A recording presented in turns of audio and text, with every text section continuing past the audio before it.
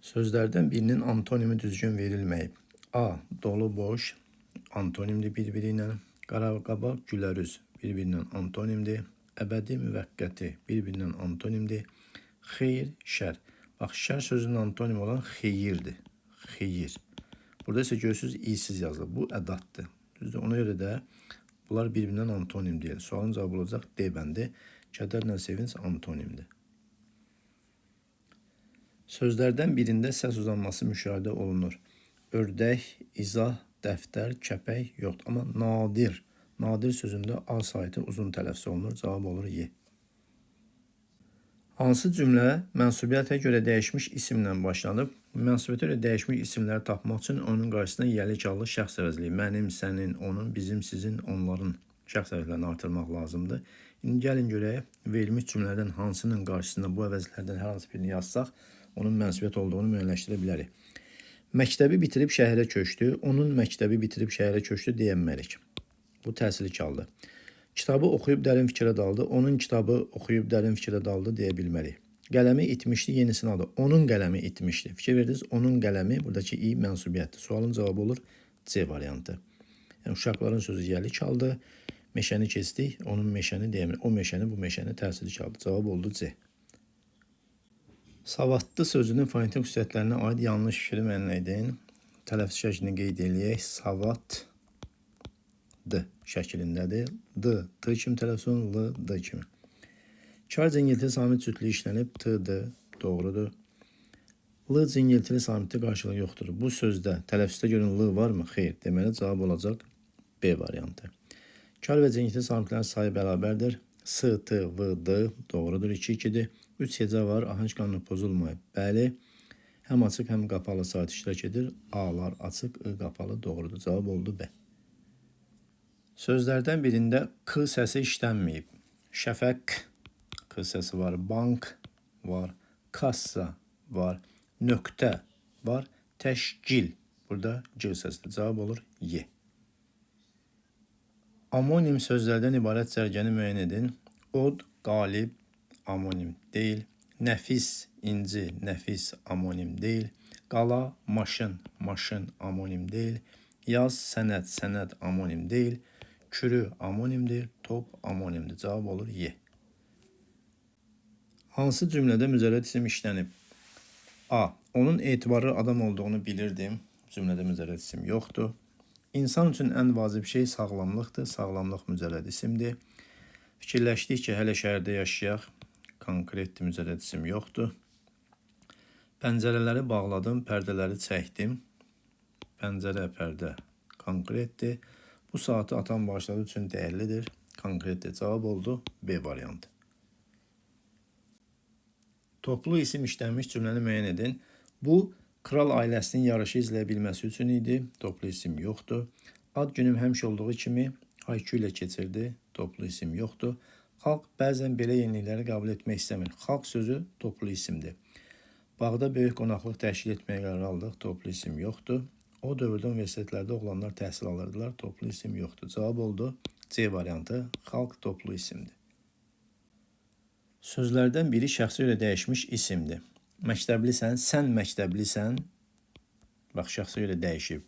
Siz çoxsunuz, isim deyil. Gözəldir, isim deyil. Sevinirəm, isim deyil. Məqsədiniz, sizin məqsədiniz burada mənsubiyyətə görə dəyişib. Cavab olur A bəndi. Məktəblisən ismi şəxsə görə dəyişmiş isimdir. Uyğun fikirləri müəyyən edin. Doğrudur hissəsindən doğrudur olanı seçəcəyik. Yanlışdırdan yanlış olanı seçirik. Bahar sözü həm ümumi, həm də xüsusi isim kimi işlənə bilir. Bəli, bahar insan adı bildirə bilir. Bir də fəsil adı. Bir doğrudur. Bir olan bəndləri saxlayırsınız, yerdə qalan çıxırıq. Ümumi isimlər heç vaxt böyük hərflə yazıla bilməz. Niyə ki? Cümlənin əvvəlinə gələndə hansı hərflə yazılacaq? 2 səhvdir. 2 olan bəndi çıxırıq. Yanlışdır olur tərəfə baxırıq. Yaşar sözü ümumi isim kimi işlənə bilir. Yaşar sözü ümumi isim kimi işlənə bilmir. Xüsusi isimlər cümlənin hər yerinə böyük hərflə yazılır. Bu doğrudur. Cavab olacaq 1 ilə 3 D variantı. Mətnə görə Cavidə aid olmayan fikri müəyyən edin. A. Təhlükəyə atılmaqdan qorxmur. Bəli, batan uşağı xilas eləyir. Doğrudur. Hisslərini gizlətməyə çalışır. Xeyr. Hisslərini gizlətmir. Hə, bu təbiətin, quşların, heyvanların qənimi olan uşağa qarşı fikrini bildirir, həm də Arifə burada nə deyir? Sən ondan da qansızsan və s. və s. Deməli, bu yanlışdır.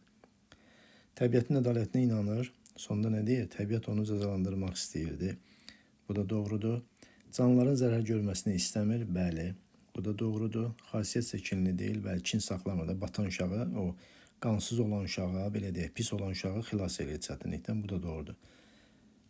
Cavab oldu B variantı. Hisslərini gizlətməyə çalışan uşaq deyil. Mətnə görə düzgün əlaqələri müəyyən edin. Səbəb-nəticə əlaqəsi verilib. Gəlin görək hansılar doğrudur. Cavidin mərhəməti və fədakarlığı uşağa təsir edir. Uşaq səhvini etiraf edir, Caviddən üzr istəyir. Yəni burada üzr istəmək söhbəti yoxdur. Ona görə də bu nəticə doğru deyil. Arif yaxın dostunun yanlış hərəkəti etdiyini görür. Bir daha onunla da oynamayacağını bildirir. Xeyr, sadəcə ona fikrini bildirir ki, sən ondan da qansızsan. Bu da doğru deyil. Yaz fəslində çay birdən-birə coşur, sel yaranır. Bəli, mətn düz əksini tapıb. Uşaq quş yuvalarını dağıdır, heyvanlara işgəncə verir. Cavidlə uşaq arasında ziddiyyət yaranır. Bəli, bu da doğrudur. Cavab olur 3-4 D variantı. Mətndəki əsas fikri müəyyən edin.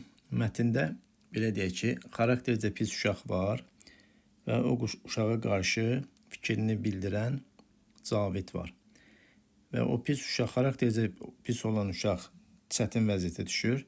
Cavid nədir? Onu çətin bu vəziyyətdən xilas edir. Yəni, burada onu deməkdir ki, əsl insanlıq düşmənə mərhəmət göstərə bilməkdir. Yəni, Cavidin də insanlığı, yəni bəyənmədiyi, hərəkətini, işlərini bəyənmədiyi uşağı çətin vəziyyətdən xilas eləməkdir. Cavab olur B variantı. Mətndəki əsas fikir, əsl insanlıq düşmənə mərhəmət göstərə bilməkdir. Mətnə əsasən cədvəldəki düzgün fikirləri müəyyən edin. Mətndəki problemin yaranmasına səbəb oldu. Problemin həll olmasına səbəb oldu. Mətndəki problem nədir? Uşaqlardan birinin pis olması, xaraktercə pis olması və digər uşağın ona o etdiyi hərəkətlərin yanlış olduğunu bildirir və bunlar arasında nə yaranır? Ziddiyyət yaranır. Düzdür? İki uşağın arasında yaranmış ziddiyyət, bunu götürə bilərik. Uşaqların böyüklərin sözünə əməl etməsi söhbəti yoxdur. Cavab 1 olacaq burada. 1 olan bəndləri saxlayırsınız. Problemin yaranmasına səbəb heyvanlara qarşı kobud münasibət. Bəli, bunu seçirik. Çünki oradakı uşaq da zaten bunu eləyir. 1-3 olan bəndi saxlayırsınız, digərlərini çıxırıq. Gəlir sağ tərəfə. Problemin həll olmasına səbəb mənəvi dərs. Xaraktercə pis olan uşaq çayda boğulur, Cavid onu xilas eləyir və sonda uşaq nədir? Öz etdiyi səhvi başa düşür, cavab olur C variantı. Mətndəki hadisələrin ardıcıllığını müəyyən edin. Hadisələri bu mətnə görə müəyyənləşdirək. Əvvəlcə buradan çıxara bilərik. Uşaqların anlaşa bilməməsi, bəli, biri kobuddur, biri o kobudluğu vurur, üzünə vurur və onlar arasında problem yaranır deyə bilərik. Birinci 2 ilə başlayırıq. Sonra gəlirik gözlənilməz sınaq anı. Həmin o xaraktercə kobud olan uşaq çayda boğulur və Cavid onu xilas eləyir. 2-1 bunu göstərə bilərik. Və Cavidin onu xilas eləməsi fədakarlıq nümunəsi. 2-1-4 xəyal qırıqlığı yaradan söz Arifin Cavidə dediyi sözlər. Bunu deyə bilərik. Bir də ən sonda da mənəvi yaxınlaşma. O kobud olan uşaq nədir? Cavidə yaxınlaşır. Bunu da belə deyə bilərik. Ardıcıllıq 2-1-4-5-3. Bu ardıcıllıq hardadır? 2-1-4-5-3 cavab A bəndi. Mətndə çərçivə daxilində verilmiş ifadənin qarşılığının işləndiyi cümləni müəyyən edin. Gözləri bir-birinə dəyəndə ikisi də birdən qucaqlaşıb kövrəldilər. Gözləri bir-birinə, yəni baxışları bir-birinə sataşanda mənasındadır. Baxışlarım uşağa sataşanda həyəcanlı olduğunu gördüm. Cavab olacaq D bəndi. Yəni bu cümlədəki məna ilə, sataşanda sözü ilə, dəyəndə sözü bir-birinə qarşılıq kimi ifadə, yəni işlənə bilər. Mətndə altından xətt çəkilmiş söz hansı cümlədə mətndəki mənada işlənmişdir?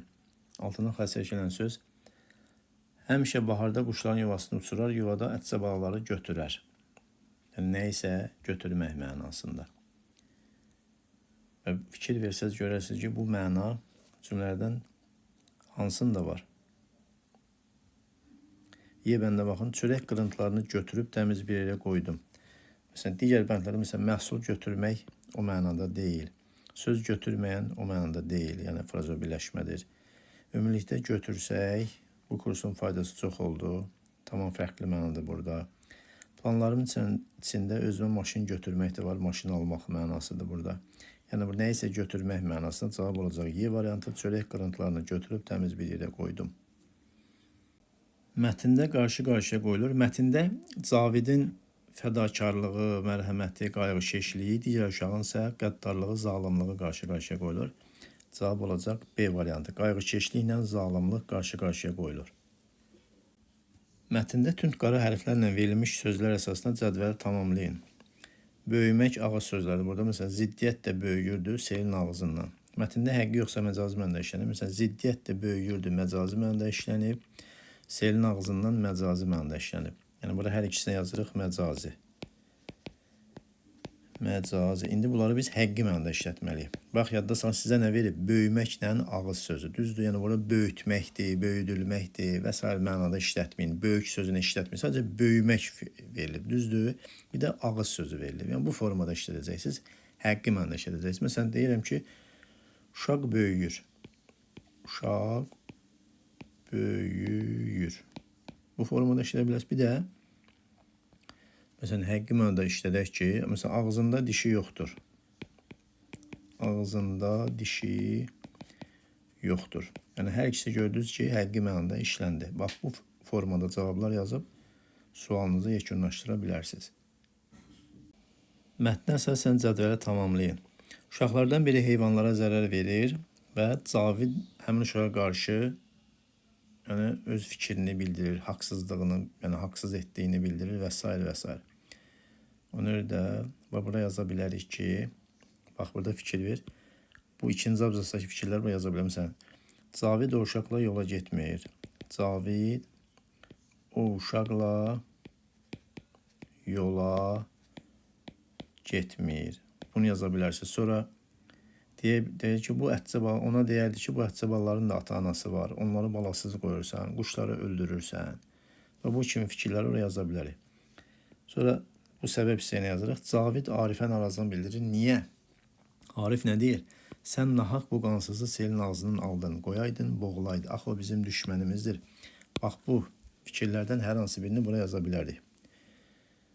Arif Cavidə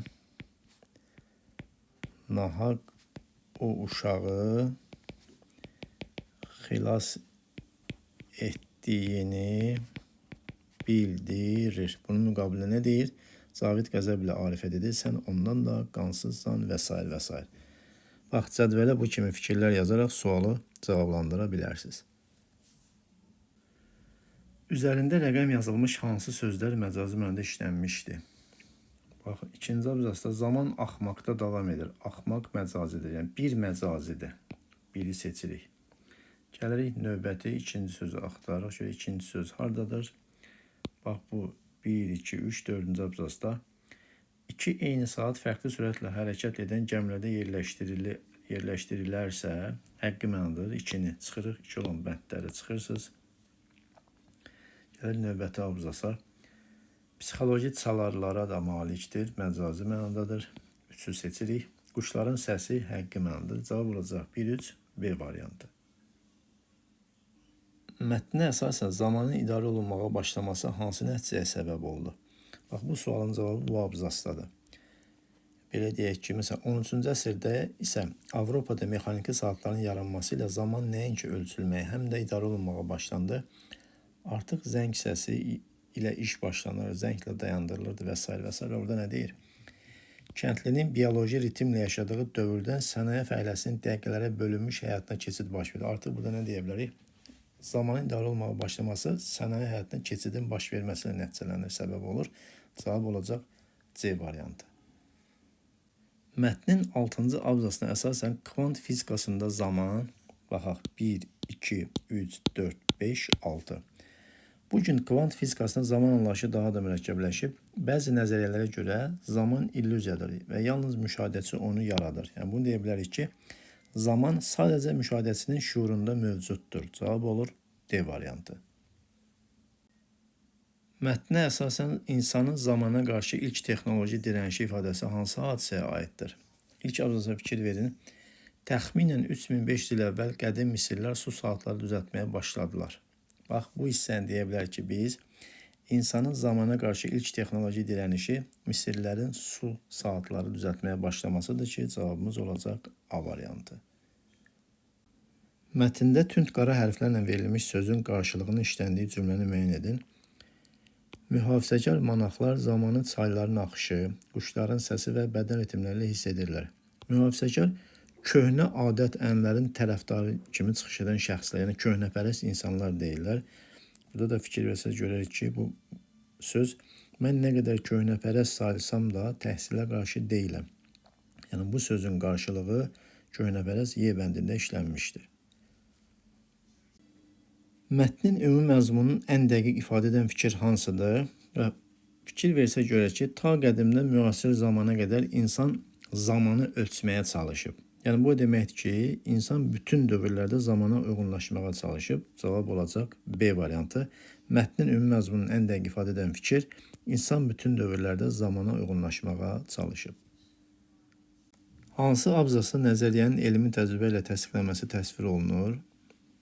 Yəni fikir versəz burada 4-cü abzasda 1, 2, 3, 4. 1905-ci ildə Albert Einstein nisbilik nəzəriyyəsini irəli sürür. Onun fikrincə zaman sabit deyil, iki eyni saat fərqli sürətlə hərəkət edən gəmilərdə yerləşdirilərsə, onlar bir-birindən geri qalacaq. 1971-ci ildə aparılan Haffel-Keating təcrübəsində bu nəzəriyyə sübut olundu. Təyyarədə olan atom saatı yerdəki eynisi ilə müqayisədə mikrosaniyələrlə geri qaldı. Yəni cavabımız olacaq 4-cü abzas C variantı. Mətnlə bağlı yanlış fikri müəyyən edin. Baxaq görək bəndlərdən hansı mətnə görə uyğunsuzdur. Mexaniki saatların yaranması insanların həyatını nizama saldı. Bəli, doğrudur. Zen məbədlərində monarxlar zamanı təbiətə əsasən ölçürlər və orada saat yoxdur. Təcrübə zamanı təyyarədəki saat yer saatından geri qaldı. 4-cü abzasda bunu gördük. Qədim Misirlər günəş batandan sonra vaxtı ölçməyə çalışmışlar. Bu da doğrudur. Müasir dövrdə zaman insan tərəfindən tam mənimsənilmişdir. Son abzasda nə deyir? Lakin hələ də tam mənimsəyə bilmədiyi möhtəşəm bir sirdir. Zaman insan həm ölçməyə, həm başa düşməyə, həm də tabe etməyə çalışdığı, lakin hələ də tam mənimsəyə bilmədiyi möhtəşəm bir sirdir. Cavabımız olacaq Y variantı. Bu fikir mətnlə bağlı doğru deyil. Yəni mətnə görə yanlış fikirdir. Mətndə nöqtələrin yerinə məzmuna uyğun ifadə yazın. Daha sonra Babillər ayın dövrlərini izləyərək ilkin təqvimlər yaza bilərik da. Düzəltdilər.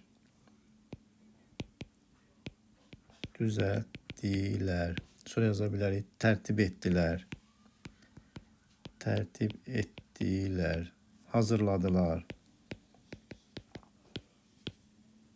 Qurdular və s. Buna uyğun fikirlər yazıb sualı cavablandıra bilərik.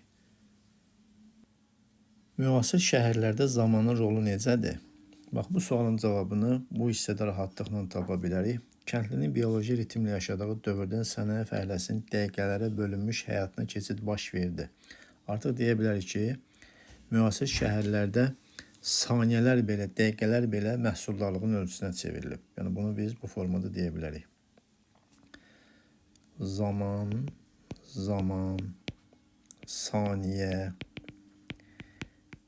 dəqiqələr belə məhsuldarlığın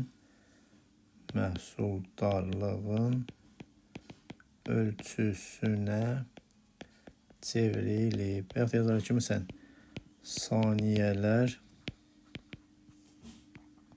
çox dəyərlidir və s. Buna uyğun fikirlər yazıb sualı cavablandıra bilərik.